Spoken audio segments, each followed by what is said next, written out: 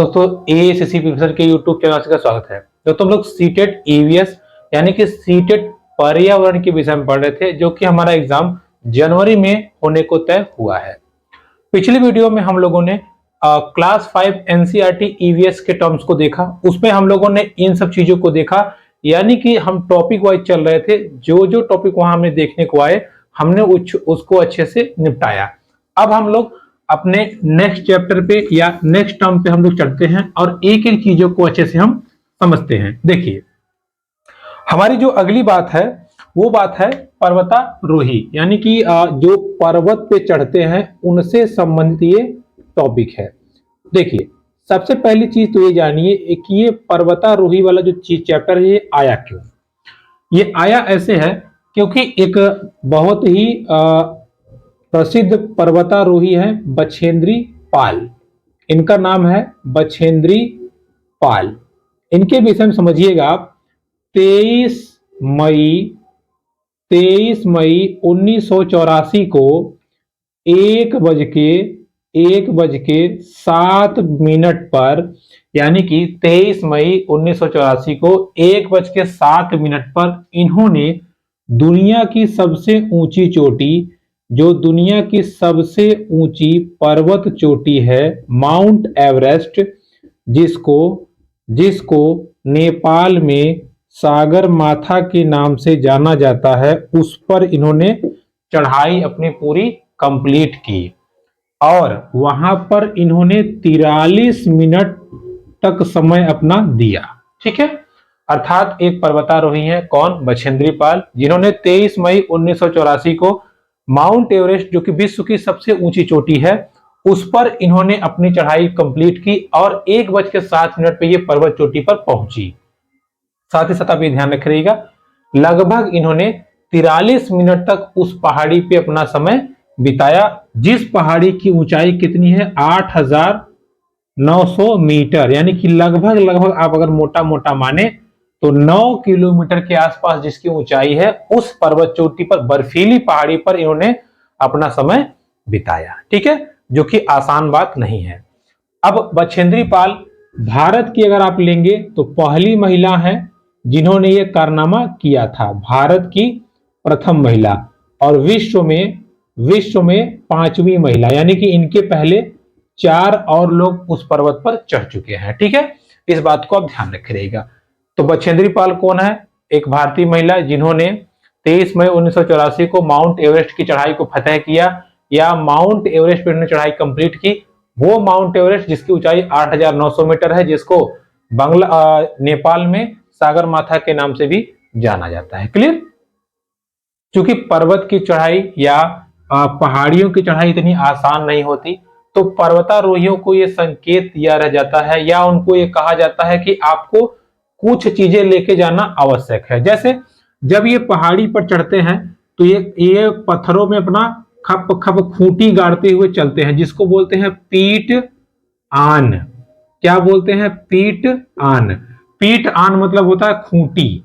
ठीक है, ये बर्फ में ऐसे खूंटी गाड़ के, खप धर के, फिर गाड़ के ऐसे पकड़ के सहारे से उससे चढ़ते हैं, जिसको हम बोलते हैं पीट आन।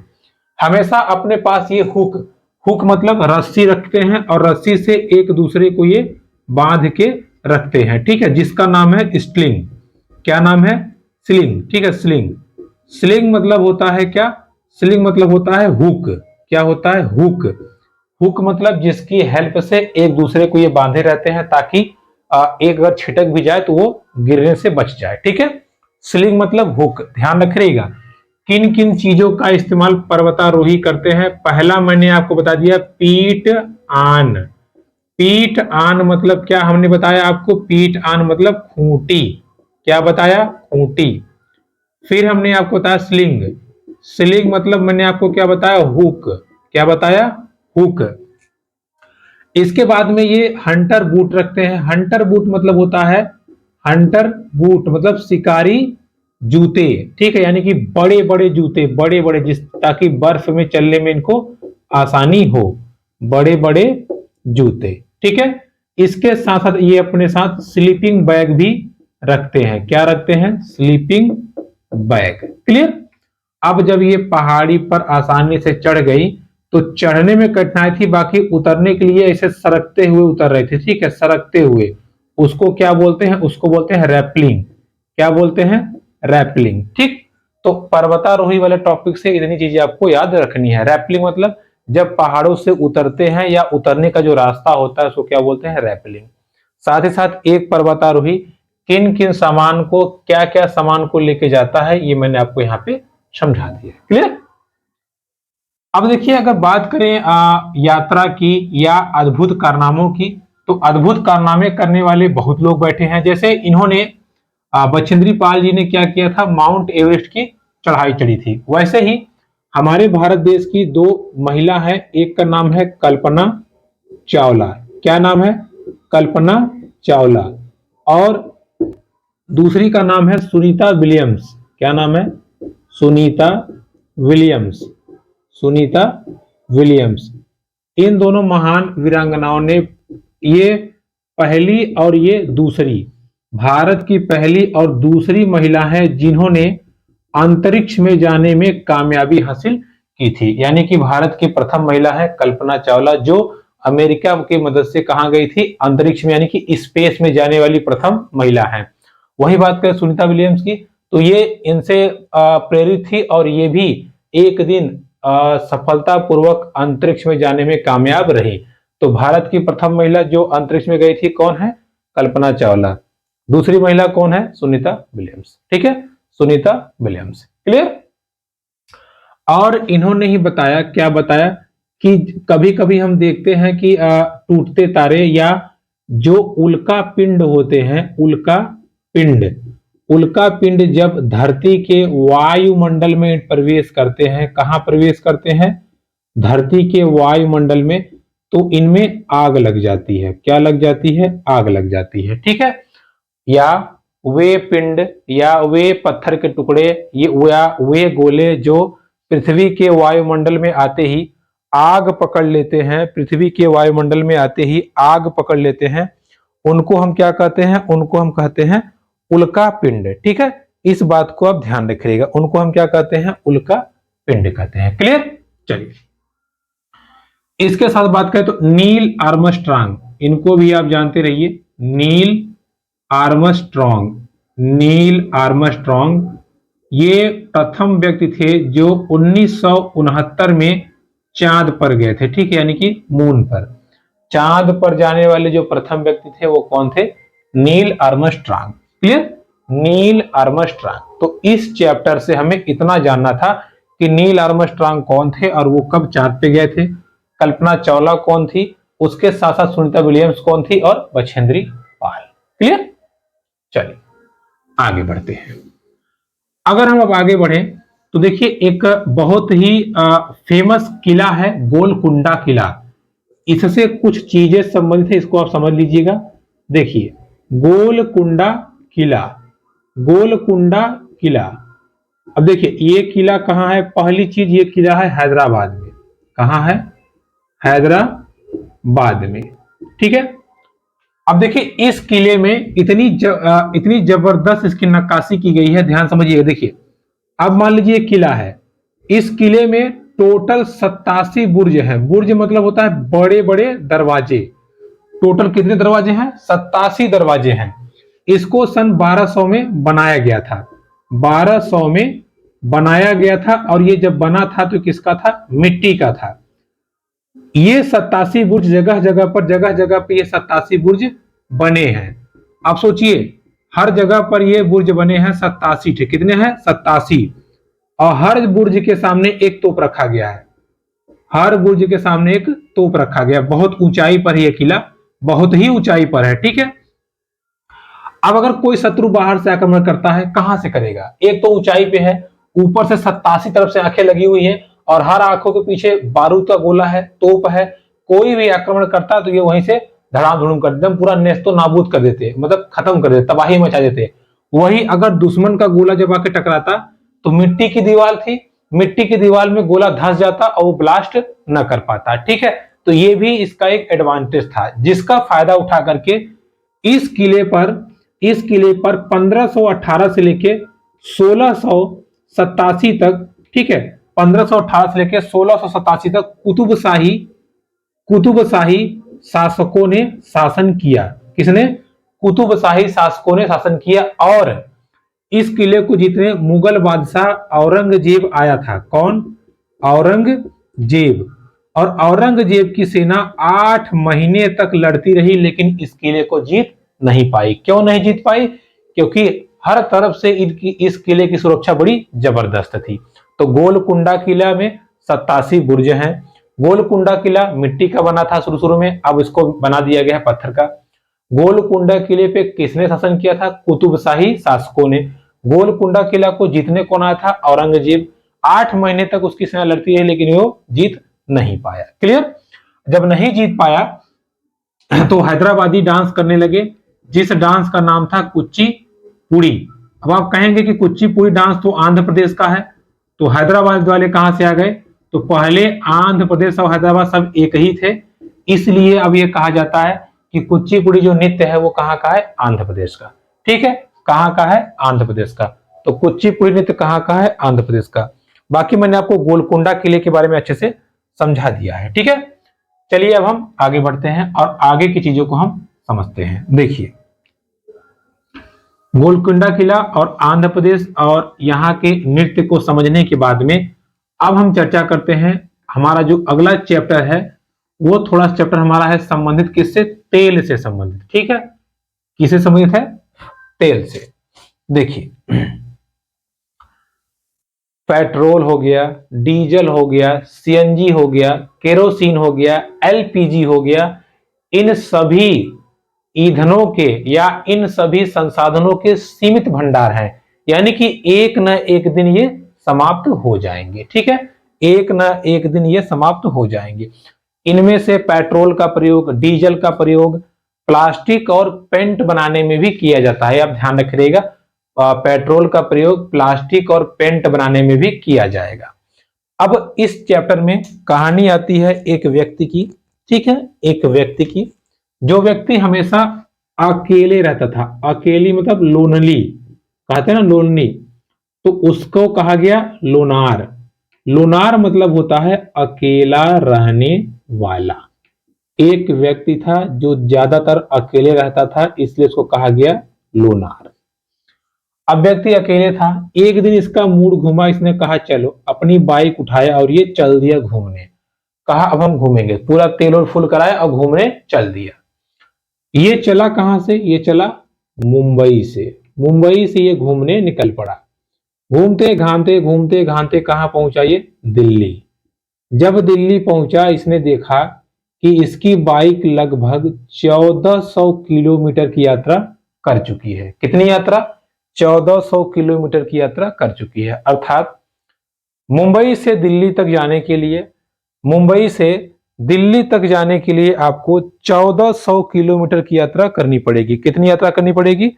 1400 किलोमीटर की आपको यात्रा करनी पड़ेगी। ठीक है, इस पॉइंट्स को आप ध्यान रखिएगा। अब देखिए, अब ये जो व्यक्ति था, दिल्ली के बाद ये कहां पहुंचा? लद्दाख। ठीक है, पास में ही है। दिल्ली के बाद ये पहुंचा लद्दाख। जब ये लद्दाख पहुंचा तो यहां वहां के बच्चे इसको कह रहे थे यूले यूले यूले। अब ये कहा ये यूले यूले क्या है? यूले यूले क्या है? जब वो रुका तो लोगों ने उसको माला पहनाया, उसका स्वागत किया, तब उसको समझ आया oh my God, Yule Yule का मतलब है यहाँ पे स्वागत स्वागत। अर्थात यूले यूले या स्वागत का अर्थ यूले यूले कहां होता है? लद्दाख में। अब जब ये लद्दाख पहुंच गया तो लद्दाख पहुंचने के बाद में इसने कहा चलो हम रहते हैं। इसने देखा चारों तरफ रेत था, चारों तरफ रेत। इसने कहा कोई दिक्कत नहीं है, गर्मी का मौसम है, आराम से सोते हैं। जब ये टेंट में था तो रात में इसको बहुत भयानक ठंडी लगने लगी। क्या लगने लगी? बहुत भयानक ठंडी। तो उसने कहा ओ, इसका मतलब यह है यहाँ की बालू जो है या यहाँ की जो रेत है वो ठंडी हो गई है। इसीलिए ठंडा रेगिस्तान कहां पाया जाता है? लेह लद्दाख में। लद्दाख में ठंडा रेगिस्तान पाया जाता है। क्यों? क्योंकि देखिए, दिन में वही रेत गर्म होके गर्मी का महसूस कराता है और रात में वही रेत बिल्कुल ठंडी हो जाती है और इतनी भयानक ठंडी हो जाएगी, इतना आप सोच नहीं सकते। ठीक है, दिन में गर्मेगा, रात में भयंकर ठंडी। फिर दिन में गर्मेगा, रात में भयंकर ठंडी। इसलिए ठंडा रेगिस्तान कहाँ पाया जाता है? लद्दाख में। ठंडी से बचने के लिए यहाँ के जो मकान होते हैं वो 2 मंजिला होते हैं, ठीक है। ये पहली मंजिल और ये दूसरी मंजिल। दूसरी मंजिले पे कौन रहते हैं? इंसान लोग। दूसरी मंजिल पे इंसान। नीचे वाली मंजिल पे कोई खिड़की नहीं होती और इस पे कौन रहता है? जानवर। ध्यान समझिएगा, भेड़, बकरी, कुत्ता वगैरह। लद्दाख में 2 मंजिले घर होते हैं। निचली मंजिल में कोई खिड़की नहीं होती, जानवर रहते हैं। ऊपरी मंजिल पे इंसान रहते हैं। इसकी छतें और इसके फर्श लकड़ी के बने होते हैं। किसके? लकड़ी के, ताकि ठंडी कम लगे। तो लेह लद्दाख में घर 2 मंजिले होते हैं। निचली मंजिले पे जानवर रहते हैं, ऊपरी मंजिले पे इंसान रहते हैं। साथ ही साथ ये जानिएगा कि निचली मंजिल पे कोई खिड़की नहीं होती और ऊपरी मंजिल की जो फर्श और छत है वो लकड़ी की बनी होती है, ताकि वहां पे ठंडी कम महसूस हो। ठीक है, इस बात को आप ध्यान रखिएगा। चलिए अब हम आगे बढ़ते हैं और आगे की चीजों को हम समझते हैं। देखिए, ये व्यक्ति जब आगे बढ़ता है, ये व्यक्ति जब आगे बढ़ता है, देखिए, तो एकदम पहाड़ी वाले इलाके से होकर गुजरता है जहां बहुत कम लोग थे। बहुत कम लोग थे, या कह सकते हैं आपकी एकदम ऐसा क्षेत्र जहां पे बहुत कम लोग थे, तो इसको कहा जाता है चांगथांग क्षेत्र। और यहाँ पे जो लोग रहते थे वो थे चांगपा जनजाति के लोग। चांगपा जनजाति के लोग। तो चांगथांग क्षेत्र यानी कि पहाड़ी इलाके जहां पर चांगपा जनजाति के लोग रहते हैं। ये लोग पालते हैं भेड़ व बकरी, यानी कि उन्हीं के सहारे ये रहते हैं, भेड़ व बकरी। पहाड़ियों पर यानी कि लगभग 5000 मीटर की ऊंचाई पर, 5000 मीटर ऊंचाई पर ये चांगपा जनजाति रहती है और भेड़ बकरियों को पालती है।